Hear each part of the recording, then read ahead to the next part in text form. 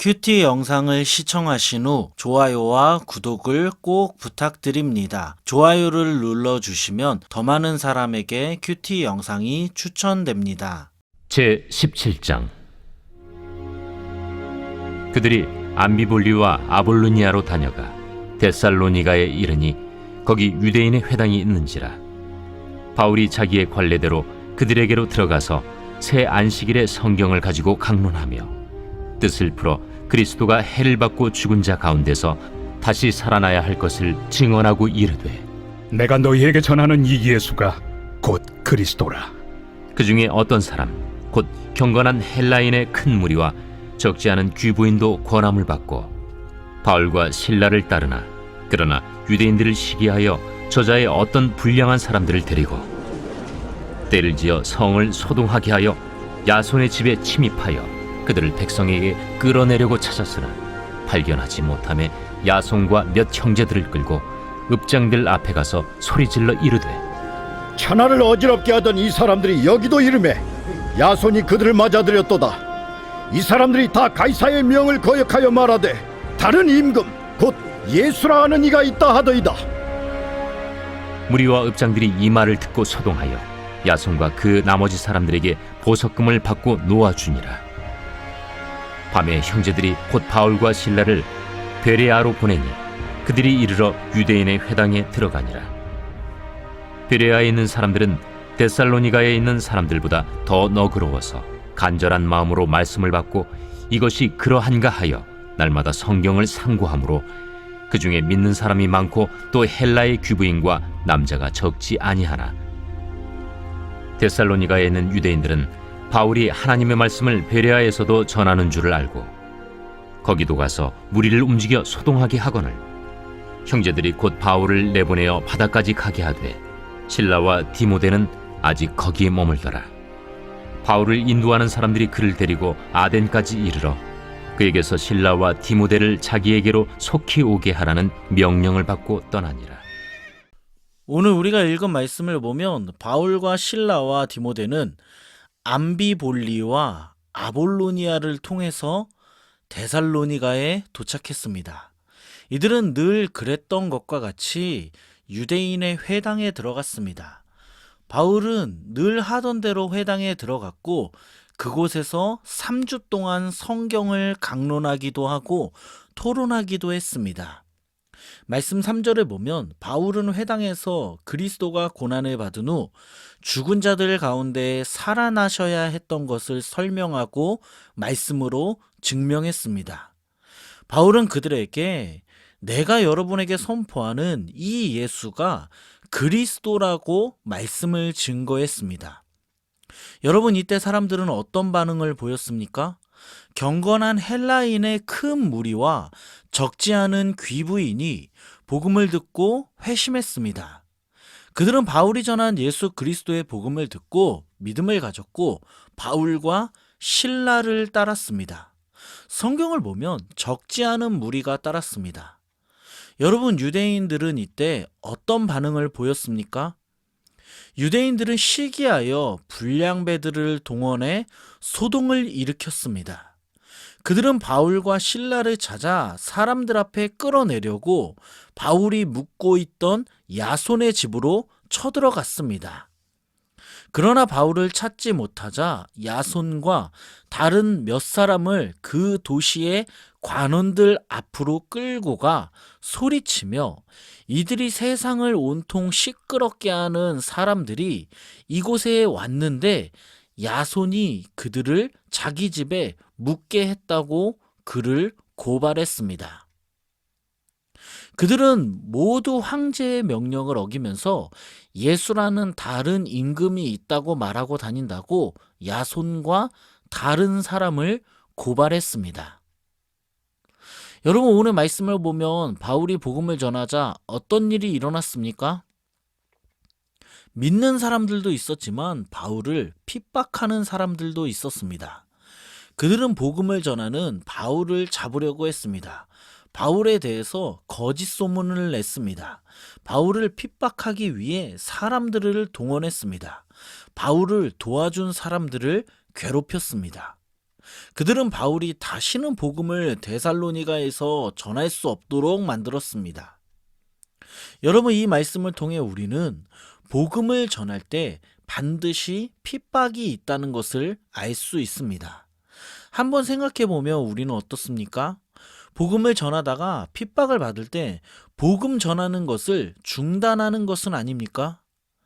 복음을 전하다가 나에 대해 누군가 거짓 소문을 내고 나를 힘들게 하기 때문에 복음 전하는 것을 중단한 것은 아닙니까? 사랑하는 여러분, 바울은 복음을 전하면서 핍박을 받았지만 복음 전하는 것을 중단하지 않았습니다. 왜 그는 복음을 전하는 것을 중단하지 않았을까요? 그렇게 매를 맞고 그렇게 모함을 당하고 그렇게 어려움을 당하는데도 왜 그는 복음을 전한 것일까요? 바울도 예수님을 몰랐을 때 복음 전하는 사람들을 핍박한 경험이 있기 때문입니다. 바울은 자신을 핍박하는 사람들을 긍휼히 여겼습니다. 왜냐하면 그도 예수님을 몰랐을 때 복음 전하는 사람들을 감옥에 집어넣고 그들을 핍박했기 때문입니다. 오늘 말씀을 저에게 적용해 보니, 제 삶에 적용해 보니, 저도 친구가 저에게 복음을 전할 때마다 친구에게 있는 말 없는 말을 하면서 복음을 거절했습니다. 성경은 거짓말이야. 하나님이 계시지 않아. 하나님이 있으면 내가 이렇게 살 수 없지. 이렇게 말하면서 친구가 전하는 그 복음을 거절했습니다. 그런데 제가 복음을 받아들이고 예수님을 내 인생의 주인으로 영접하게 되니 제 친구에게 미안한 마음이 들었습니다. 여러분, 지금 복음을 전하다가 핍박을 받고 있다면 핍박하는 사람들을 긍휼히 여길 수 있는 저와 여러분 되길 소망합니다. 또한 우리도 예수님을 몰랐을 때 그들과 같이 다른 사람들을 핍박했음을 잊지 않았으면 합니다. 복음을 전하다가 핍박을 받아도 그들을 긍휼히 여기며 사랑할 수 있는 저와 여러분 되길 소망합니다. 이어서 말씀을 보면 바울은 데살로니가에서 핍박하는 유대인들 때문에 다른 지역으로 갈 수밖에 없었습니다. 그들은 베레아로 갔습니다. 그들은 베레아에서 평소와 같이 유대인의 회당에 찾아 들어갔습니다. 말씀 11절을 보면 베레아에 있는 사람들은 데살로니가에 있는 사람들보다 더 너그러워서 간절하게 말씀을 받았다고 합니다. 이게 무슨 말이냐면 그들은 적극적으로 말씀을 배우려는 자세를 가지고 있었습니다. 그들은 말씀을 들었을 때 말씀을 듣는 것으로 끝나는 것이 아니라 말씀에 대해서 더 알고 싶어 했고 열린 마음으로 말씀을 받아들였으며 열린 마음을 가지고 말씀을 늘 생각하던 사람들이었습니다. 그들에게는 말씀에 대한 거룩한 열정이 있었습니다. 말씀 12절을 보면 귀부인과 남자들이 말씀을 받아들였다고 합니다. 바울이 말씀을 가르치자 그 지역에 상당한 영향력이 있는 사람들이 믿음을 가지게 되었습니다. 그런데 여러분, 이때 말씀을 보면 누가 바울을 핍박했습니까? 데살로니가에 있는 유대인들이 베레아까지 와서 바울을 핍박했습니다.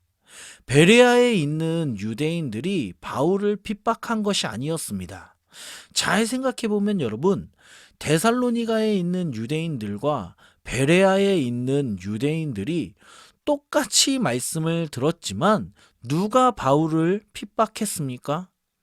데살로니가에 있는 유대인들이었습니다. 베레아에 있는 유대인들은 바울의 복음을 받아들였지만 데살로니가에 있는 사람들은 바울이 전하는 말씀을 들었지만 그 말씀을 거부했습니다. 사랑하는 여러분, 이 말씀은 우리에게 무엇을 말하고 있습니까? 똑같은 말씀을 들어도 어떤 사람은 말씀을 거부하지만 어떤 사람은 말씀을 아멘으로 받아들인다는 것을 말하고 있습니다. 어떤 사람은 옥토박과 같은 마음으로 말씀을 받아들이지만 어떤 사람은 강팍한 길가와 같은 마음으로 말씀을 받아들이지 못합니다. 여러분 잘 생각해 보면 우리는 어떻습니까? 우리의 마음은 어떤 맛입니까? 지금 길가와 같은 마음밭을 가지고 말씀을 판단하고 평가하고 있는 것은 아닙니까? 여러분 우리가 반드시 기억해야 하는 것은 우리가 지금 길가와 같은 마음밭을 가지고 있다면 우리의 강팍함을 반드시 회개해야 합니다. 우리의 교만함과 죄를 회개하지 않으면 절대로 우리는 말씀이 들리지 않습니다. 우리의 죄를 회개하지 않으면 절대 우리는 옥토박과 같은 마음으로 하나님의 말씀을 받아들일 수 없습니다.